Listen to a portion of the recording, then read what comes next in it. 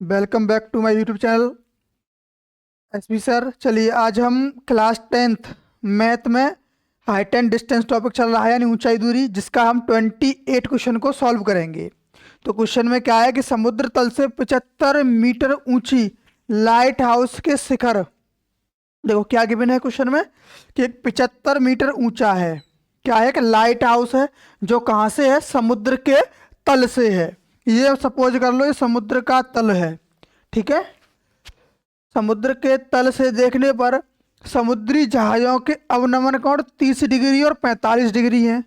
ये वाला जो जहाज होगा यहाँ पे वो कौन कितना कोण बना रहा है, वो है 30 डिग्री का। और एक जहाज है वो कितना है, 45 डिग्री का कोण बना रहा है। अच्छा जी, यदि लाइट हाउस के एक ही ओर जहाज एक दूसरे के ठीक पीछे है तो जहाज़ों के बीच की दूरी ज्ञात कीजिए। यानी ये 75 मीटर ऊंचा क्या है, एक लाइट हाउस है। इस दूरी को हमने x मान लिया। चाहिए क्या हमें, इन जहाज़ों के बीच की दूरी।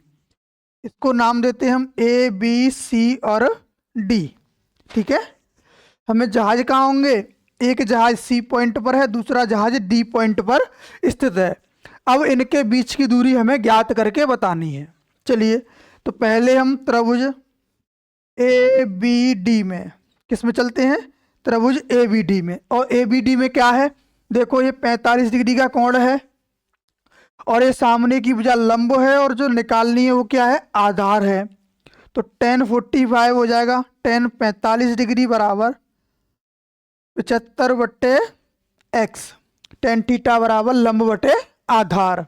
और tan 45 का मान कितना होता है, 1। तो 75/x हो जाएगा, यानी x का मान यहाँ से आ गया 75 मीटर। बात क्लियर है, x का मान यहाँ से कितना आ गया, 75 मीटर। लेकिन हमें तो y की वैल्यू ज्ञात करनी है। चलिए तो अब हम y की वैल्यू को चलते हैं। तो त्रिभुज ABC में अब त्रिभुज हम कौन सा लेंगे, पूरा ABC। ABC कौन सा, यहाँ से पूरा 30 डिग्री वाला। तो tan 30 यानी tan 30 डिग्री बराबर, अब इसके लिए लंब कहाँ है, लंब तो यही है, बट आधार कितना हो जाएगा, केवल y नहीं रहेगा, आधार हो जाएगा ये पूरा B और C, यानी BD प्लस CD दोनों को मिला के क्या बन जाएगा, इसका आधार। तो 75 इन दोनों का योग कितना होगा, x प्लस वाई।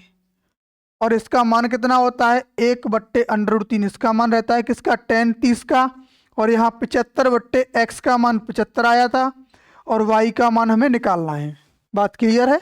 अब दोनों का हम कैंची वाला गुणा यानी क्रॉस मल्टीप्लिकेशन कर देंगे।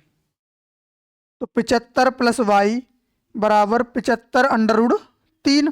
अब हम 75 को इधर पक्षांतर करेंगे तो y का मान आ जाएगा 75√3 माइनस 75। अगर इसमें से हम 75 को कॉमन ले लें, क्या कर लें, 75 को कॉमन लेंगे तो कितना बचेगा, √3 माइनस 1 बचेगा। यही क्या रहेगी, इन जहाज़ों के बीच की दूरी रहेगी। चलिए आप इस क्वेश्चन को नोट कीजिए।